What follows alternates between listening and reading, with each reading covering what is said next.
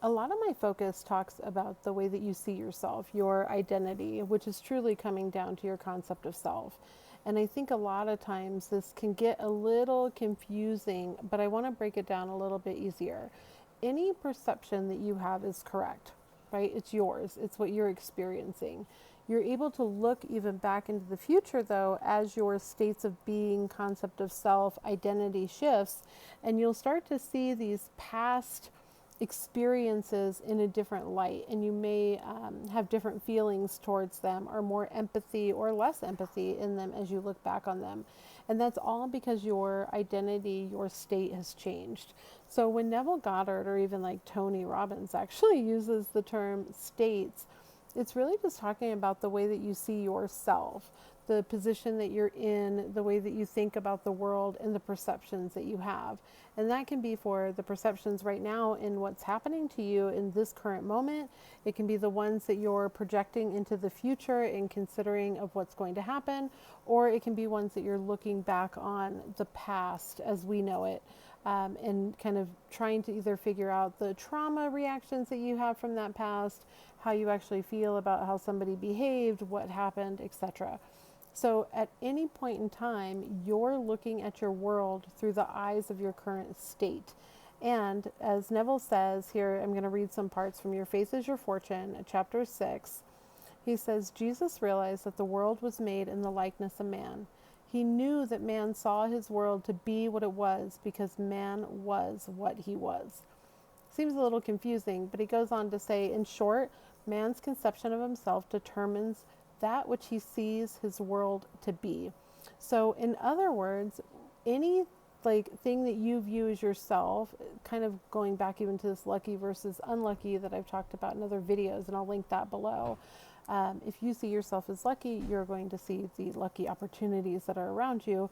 If you view yourself as unlucky, you're going to see the unlucky experiences that are around you, and those are the things that you're going to pick up and perceive.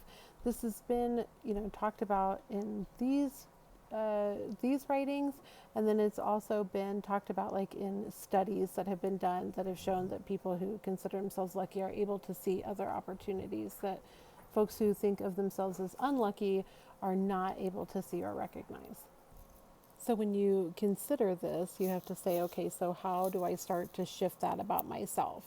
And really, it's about identifying the way that you want to see yourself and then starting to make changes to truly become that person, become conscious of that change within you. So I want to read again from Your Faith is Your Fortune, chapter 6. You cannot command that which is not. As there is no other, you must command yourself to be that which you would have appear. So to simplify that, you need to become the person that you want to become. You need to say, this is who I am now. I'm going to come into this identity. And you can do that by starting to make small shifts in your behaviors, your thought processes, the habit loops that you're having, because the habits that you've been having put you in the spot that you're in here right now. Like that's what you're doing right now. So if you want something different, you need to start making changes for something different and to become something different. Now he says, let me clarify what I mean by effective command. You do not repeat like a parrot the statement, I am that I am. Such vain repetition would be both stupid and fruitless. It is not the words that make it effective. It is the consciousness of being the thing which makes it effective. When you say I am, you are declaring yourself to be. The word that in the statement, I am that I am, indicates that which you would be. The second I am in the quotation is the cry of victory. This whole drama takes place inwardly with or without the use of words. Be still and know that you are. But here's the thing, Neville doesn't say you can't use words. He just says you have to feel it too.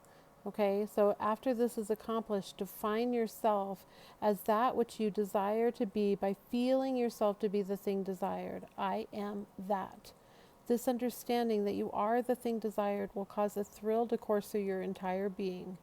When the conviction is established and you really believe that you are which you desire to be, then the second I am is uttered as a cry of victory. This mystical revelation of Moses can be seen as 3 distinct steps.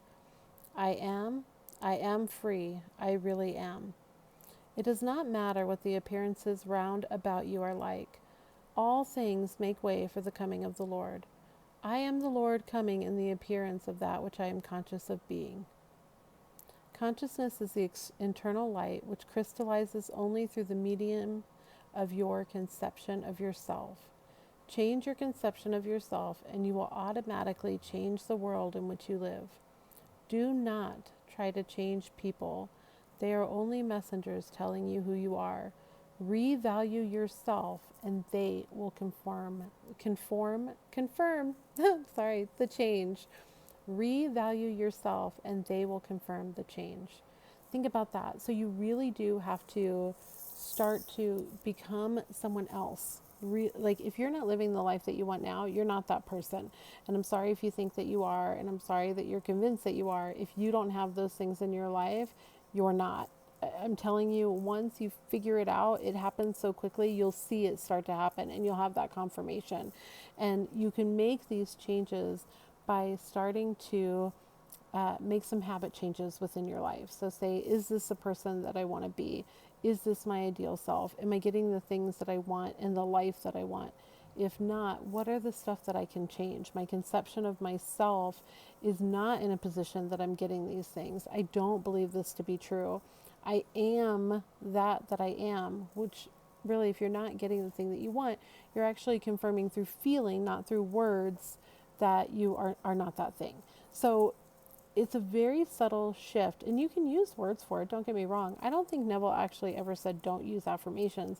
He says don't mindlessly parrot the words, because it's not the words that do it, it's the feeling. Now, if the words help you get to that feeling, by all means, go for it. Affirmations are wonderful, and you should speak nicely to yourself. But it's a feeling that comes behind it. If I say repeatedly that I am so wealthy, I am so wealthy, I am so wealthy, but yet I don't actually feel that way, and instead what I pay attention to is my lack of wealth, I'm going to continue to get the lack. If I continue to say, I am so loved, I am so loved, I am so loved, but all that I feel is lonely, and I cry myself to sleep because I'm sad that I don't have someone laying next to me, that is actually what I'm putting out there. So it can't be just the words alone. You've got to be able to figure out the feeling with it as well. And at first, as you're starting to become this person and gather these feelings, it might feel a little awkward, right? Neville always talks about it being like wearing a new suit. It's going to be something different for you. But then in the same chapter of Your Faith is Your Fortune, he says, you have never expressed anything that you were not aware of being, and you never will. Assume the consciousness of that which you desire to express. Claim it until it becomes a natural manifestation. Feel it and live within that feeling until you make it your nature. Here is a simple formula.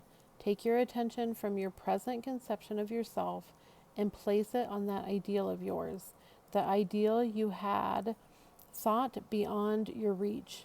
Claim yourself to be your ideal, not as something that you will be in time, but that as you are in the immediate present. So start truly becoming this person. And if it takes time for you, I think that's fine. I know that he says to do this in the present. The reason is it's not going to really come into fruition for you until you become that in the present. But when you start making these like small changes to actually become the person that you want to be, and you start to say, how would my ideal self behave? I'm going to start doing those things. Slowly, all of a sudden, your conception of yourself is changing, and it's not forced, and it's not something that you have to be so focused on the outcome. Instead, just start focusing on these small steps that you can take now.